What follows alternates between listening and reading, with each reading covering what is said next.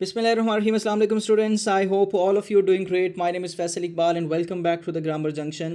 Students, I hope कि आपका रमज़ान और आपकी ईद बहुत अच्छे से गुजरी होगी, आपने उसको बहुत ज़्यादा enjoy किया होगा. Now is the time to back to work and have a detailed look on the next topic, that is prepositional phrases and compound prepositions, and this is question number 5b.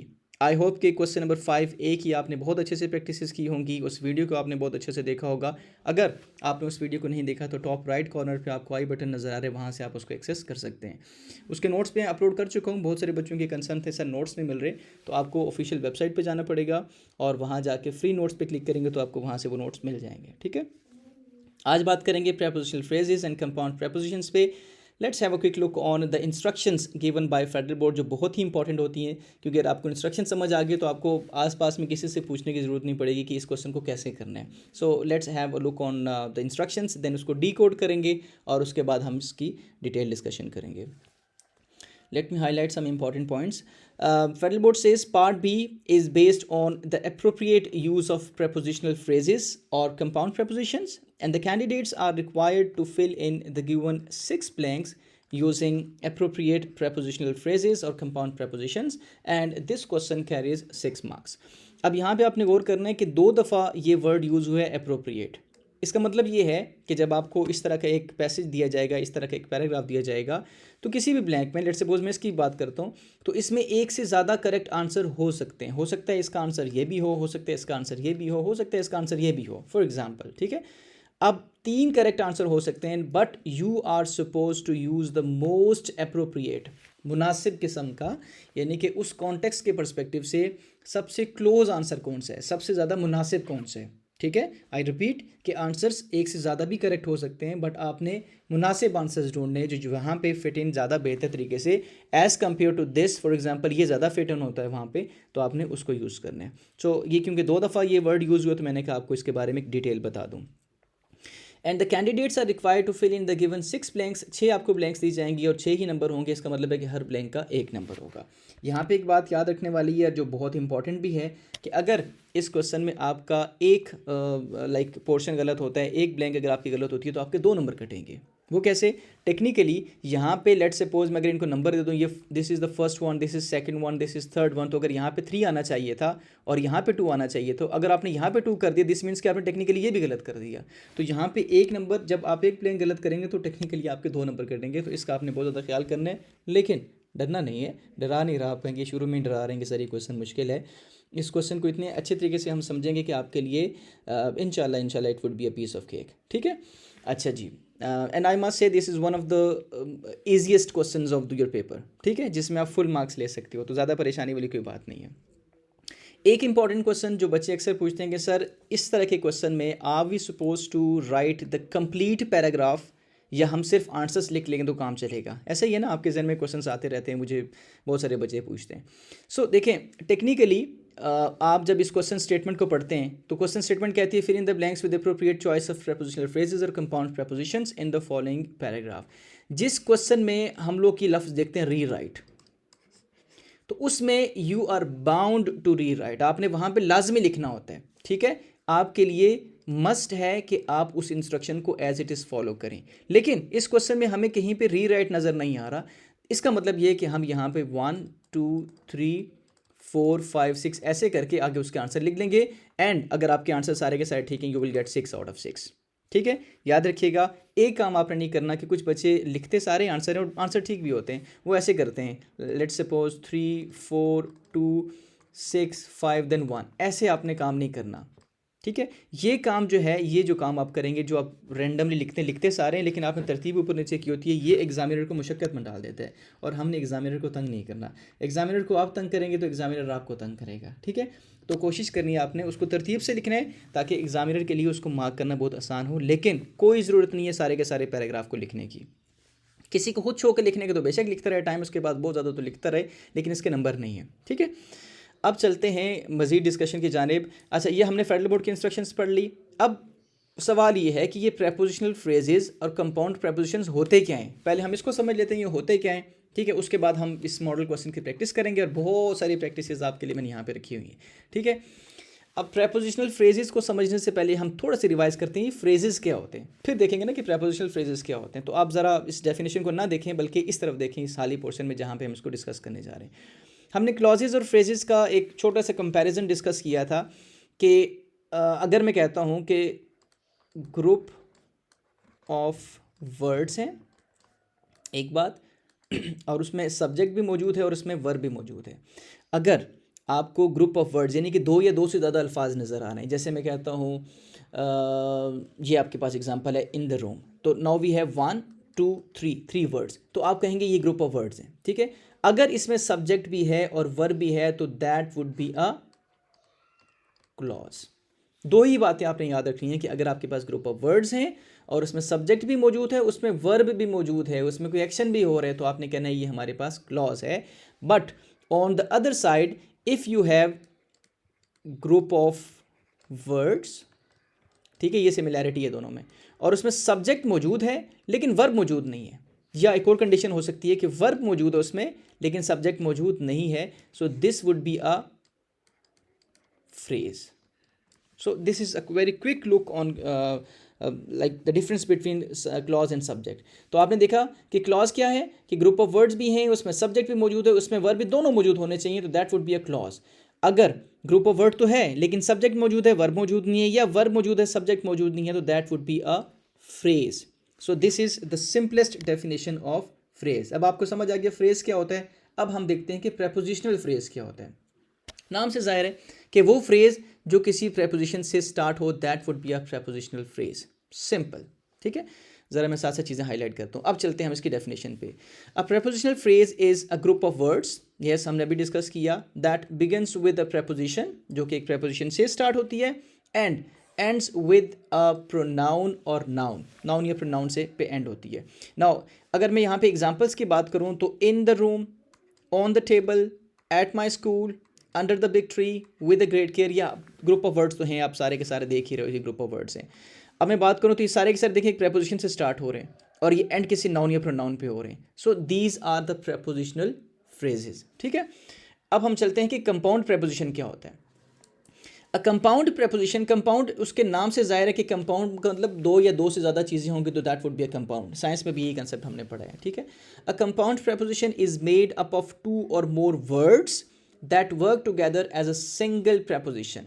वो बना तो दो या दो से ज़्यादा अल्फाज से होता है लेकिन वो एक सिंगल एंटिटी कंसिडर होता है और एक सिंगल प्रेपोजिशन कंसिडर होता है, और काम क्या करता है, relationship between elements in a sentence.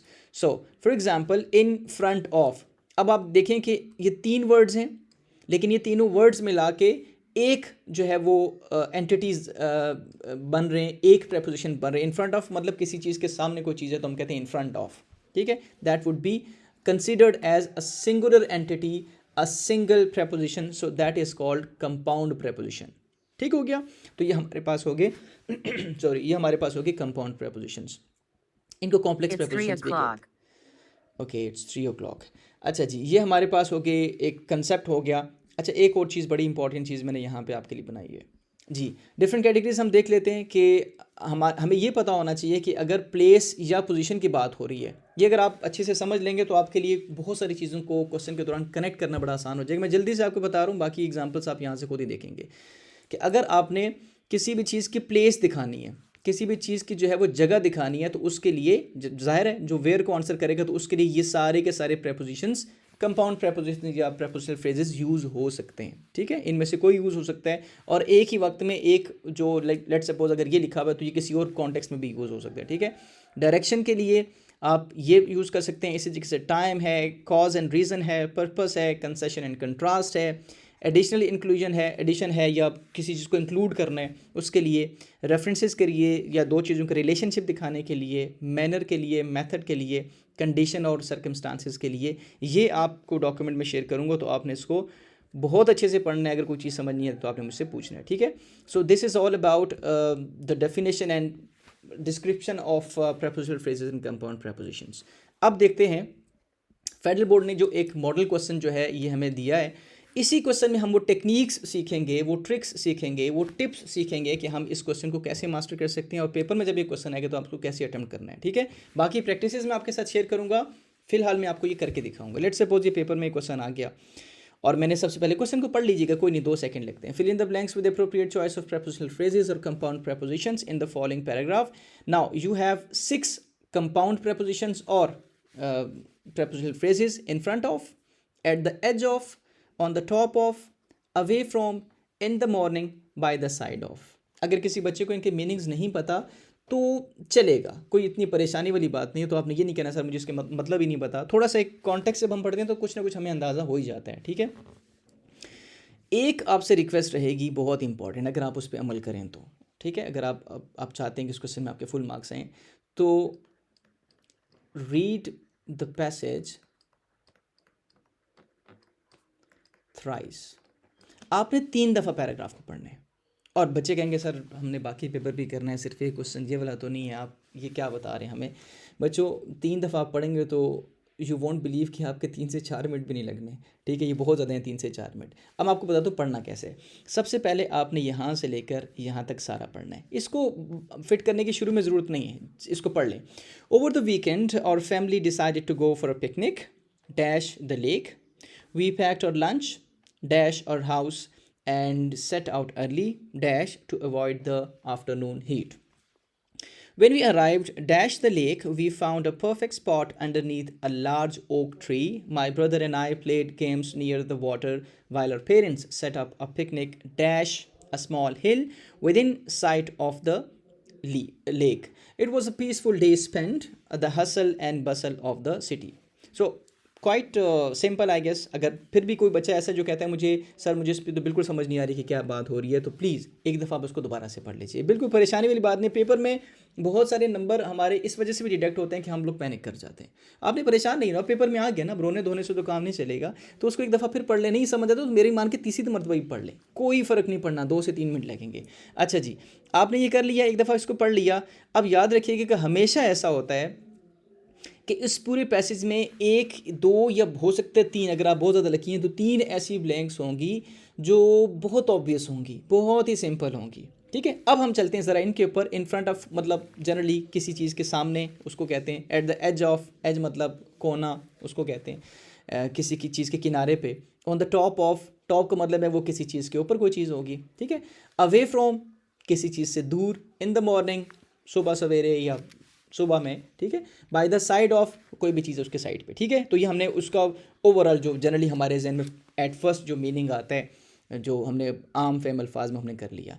ना इसको एक दफ़ा फिर से पढ़ेंगे। अब आप कोशिश करेंगे कि यहाँ पे इनको चेक करें, आपने भी पुट नहीं करना, जो बहुत ज़्यादा ऑब्वियस होगी हम यहीं पे पुट कर लेंगे। Over the weekend our family decided to go for a picnic dash the lake. अब ये देखो in front of the lake भी हो सकता है। Let me give numbers 2, 3, 4, 5, 6। अब मैं कह सकता हूँ कि our family decided to go for a picnic in front of the lake. Lake के सामने भी तो हो सकता है ना, तो यहाँ पे 1 भी आ सकता है। At the edge of the lake, ये भी हो सकता है, बिल्कुल हो सकता है। On the top of the lake तो नहीं होगा, ठीक है। अवे फ्रॉम द लेक भी हो सकता है वैसे technically. In the morning the lake बिल्कुल भी नहीं होगा। Bye the side of the lake ये भी हो सकता है। ये चीज़ मैं आपको समझाना चाह रहा था कि यहाँ पे टेक्निकली 1, 2, 3 और 6 ये चारों ऑप्शंस यहाँ पे कंसीडर किए जा सकते हैं, लेकिन ज़ाहिर हमने 4 तो नहीं लिखने, हमने कोई एक लिखने हैं। अभी आप इसको यहाँ पे छोड़ दें, ये सिर्फ आपको पॉइंट यहाँ पे समझाना था कि यहाँ पे 1 से ज़्यादा आंसर भी किए जा सकते हैं। अच्छा, we packed our lunch dash our house and set out early. We packed our lunch in front of the house भी हो सकता है। At the edge of the house थोड़ा सा इनअप्रोप्रिएट है, लेकिन अगर कोई बच्चा कहता है सर मुझे लग रहा है तो ठीक है मैं लिख देता हूँ। On the top of the house, छत पे जाके पैक किए, चलो अगर आप कहते हैं तो ठीक है। अवे फ्रॉम द हाउस भी कंसीडर किया जा सकता है टेक्निकली, कहीं ना कहीं मतलब अप्रोप्रिएट तो नहीं है, लेकिन चलें। तो आपको यही पॉइंट मैं बार बार समझाना चाह रहा हूँ कि 1 से ज़्यादा आंसर यहाँ पे ठीक है। अभी हम इसको यहाँ पे छोड़ रहे हैं। अच्छा जी, packed our lunch dash the house and set out early, हम जल्दी निकले to avoid the afternoon heat. अब ये मुझे थोड़ा सा ऑब्वियस लग रहा है कि हम जल्दी निकले किस लिए, to avoid the afternoon heat, कि दिन की जो हीट है, दिन की जो हरारत है, गर्मी, उससे बचने के लिए हम लोग जल्दी निकले। तो यहाँ मुझे पता चल गया यहाँ पे यही आंसर आते इन द मॉर्निंग। तो ये देखें, ये एक आपको चीज़ समझाना चाह रहा था। कुछ ऐसी ब्लैंक्स आएंगी जो बहुत ऑब्वियस होंगी, जो आप कहेंगे सर ये तो कन्फर्म है कि यहीं पे आ रही, तो आप उसको पुट इन कर सकते हो शुरू में, ठीक है। मैंने अब सिर्फ 5 लिखे, आपने पूरा वैसे लिखना है, लेकिन फिलहाल हम उसको सिर्फ प्रैक्टिस करें, अभी हम पेपर पर नहीं लिख रहे। When we arrived dash the lake, again in front of the lake, at the edge of the lake, on the top तो नहीं होगा, अवे फ्रॉम द लेक, या आप लिख सकते हैं कुछ भी, लेकिन फिलहाल हम इसको छोड़ रहे हैं. When we arrive dash the lake we found a perfect spot underneath a large oak tree. My brother and I played games near the water while our parents set up a picnic dash a small hill within sight of the lake. ये भी obvious है अगर आपको थोड़ी समझ आ रही है. With in the site of the lake, जो जैसे मैं कहता हूँ यहाँ पे एक पहाड़ है और यहाँ पे लेक है, तो अब ये देखिए ये पहाड़ नहीं है, बेसिकली पहाड़ी है. स्मॉल हिल है ना, स्मॉल हिल का मतलब पहाड़ी होता है, हिल का मतलब पहाड़ी होता है, माउंटेन का मतलब पहाड़ होता है. तो छोटी सी पहाड़ी है, जैसे बहुत ज़्यादा जो अच्छे पार्क्स हैं, जैसे यहाँ पे यू पार्क है, तो उसमें आपने देखो कि नदी के पास है छोटी सी एक एलिवेटेड सी स्पेस होती है. तो अब यहाँ आप कहें कि यहाँ पे अगर आप उसके ऊपर यहाँ दस्तरखान लगाते हैं, यहाँ फैमिली बैठती है, यहाँ से बड़ी अच्छी आपको एक नज़ारा मिलता है. तो यहाँ पे टेक्निकली जो है हमारे पास answer on the top of the, ये थर्ड वन, यस सॉरी यहाँ पे आएगा, लेट मी रिमूव दिस. अच्छा आप देखें, वाइल और parents set up a picnic on the top of the small hill with in the side of the lake. ठीक है, आई होप कि ये कंसेप्ट आपको समझ आ गया.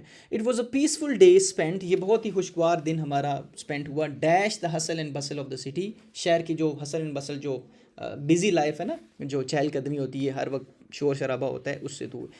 अब ये भी हमारे पास बड़ा ऑब्वियस है. This is the fourth one, away from the hustle and Bansal of the city. ये बड़ा खुशगवार दिन था, पीसफुल था. पीसफुल होता है जहाँ सुकून होता है, सुकून वाला दिन गुजरा हमारा.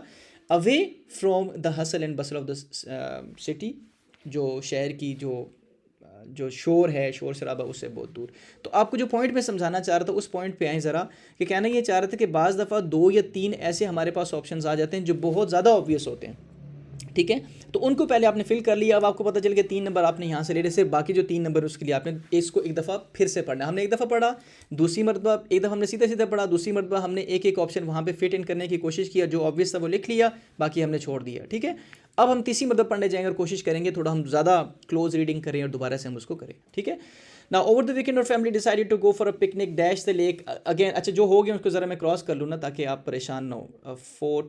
3, 4 और 5, दिस वन 3, 4 and 5, क्योंकि दोबारा तो यूज़ होने नहीं है, तो हम अब थोड़ा सा ईजी हो जाएंगे. Over the weekend, our family decided to go for a picnic in front of the lake, at the edge of the lake, by the side of the lake.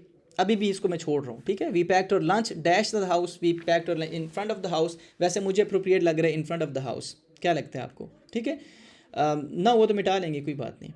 We packed our lunch in front of the house and set up early in the morning to avoid the afternoon heat. When we arrived,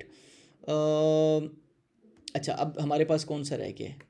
in front हमने कर लिया, ठीक है. When we arrived at the edge of the lake, by the side of the lake. Again दोनों आ सकते हैं. This is the fourth one. ठीक है, अच्छा हम देखते हैं. At the edge of the lake we found a perfect spot. ठीक है, एक ये रह गया और एक पहले वाला रह गया. अब आपने डिसाइड करना है इसमें से और इसमें से, और हमारे पास 2 ऑप्शन रह गए. our family decided to go for a picnic at the edge of the lake.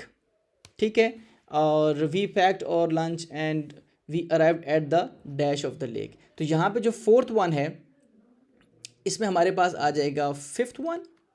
No, not 5th one, obviously not 5th one. Second one at the edge of the lake, और first one में हमारे पास आ जाएगा the 6th one. अब हमने तीसरी मरतबा इसको पढ़ना है. तीसरी मरतबा, चौथी मरतबा, चलिए आप खुद मुझे बताएंगे. अब एक दफ़ा इसको कंफर्म कर लेते हैं. Over the weekend our family decided to go for a picnic by the side of the lake. Okay, we packed our lunch in front of house and set out early in the morning to avoid the afternoon heat. When we arrived at the edge of the lake, we found a perfect spot. यानी कि जब हम उसके किनारे पे पहुंचे तो हमने we found a perfect spot underneath a large oak tree. My brother and I played games near the water while our parents set up picnic on the top of a small hill within the side of the lake. It was a peaceful day spent away from the hustle and bustle of the city. I hope कि मैंने आपका time थोड़ा ज़्यादा लिया, और मुझे जब ये इसको सॉल्व कर रहा था तो मुझे लग रहा था कि कुछ बच्चे इसमें ना तंग भी हो रहे होंगे, सर क्या बार बार रीडिंग कर रहे हैं और बार बार कर रहे हैं. लेकिन मानो ना मानो, this is the right way to do this question if you want to get full marks. तुक्के मारना और तुक्के मार के फिर खुद को कंफ्यूज होना, अच्छा उसमें क्या आता है, तो आप इस तरीके से, मैं बड़ा कॉन्फिडेंट हूँ कि जो मैंने किया है मैंने बिल्कुल ठीक किया है. ठीक है, तो अब आप देखें कि आपने इसी तरीके से करना है, और मेरा नहीं ख्याल किया तो आपको समझा रहा था ना, अगर आप ये खुद से करेंगे और काम एक सिचुएशन में, यानी कि एग्जामिनेशन हॉल में जब आप इसको करेंगे तो मेरे ख्याल से it will not take more than 5 minutes. बहुत ज़्यादा किसी बच्चे को प्रॉब्लम हो तो 7 to 8 या 9 मिनट्स ले लेगा, कोई बात नहीं, 10 मिनट भी ले ले तो चलेगा, ठीक है, लेकिन यू विल गेट इंशाल्लाह full marks. So this is how you are suppose to do this. I hope कि मुझे उसको समराइज़ करने की ज़रूरत नहीं है, बच्चे तंग हो जाएंगे, सर एक चीज़ बार बार कह रहे हैं। नाउ ये एक तरीका है, और you will have a lot of practice material. ये आपके साथ मैंने एक प्रैक्टिस कॉन्टेक्स्ट शेयर किए हैं। Let me see how many paragraphs are there, 15 paragraph. तो 15 पैराग्राफ ज़रा आप करें। इसके आंसर्स मैंने यहाँ प्रोवाइड नहीं किए, यस इसके आंसर इंटेंशनली मैंने आपको प्रोवाइड नहीं किए ताकि आपको खुद से अंदाज़ा हो जाए। और जब आप जैसे मैंने ये किया ना, तो आई एम 100% श्योर कि मेरे सारे के सारे ऑप्शंस ठीक है, ठीक है। तो आपको खुद ब खुद पता चल, जब आप किसी मतलब रेटिंग करते हैं ना एक दफ़ा, जब सारे लिख लेते हैं तो आपको खुद ब खुद अंदाज़ा हो जाता है कि आपने ठीक लिखा है। So this is how we can master this question and this is how we can get full marks in this question. I hope कि आपको ये कंसेप्ट अच्छे से समझ आया, एंड इंशाल्लाह you will do more practices to get full marks in this question. इंशाल्लाह next video में will discuss question number 5C, और इनकी प्रैक्टिस करते रहें, इंशाल्लाह you will get full marks. Thank you and अल्लाह हाफिज़।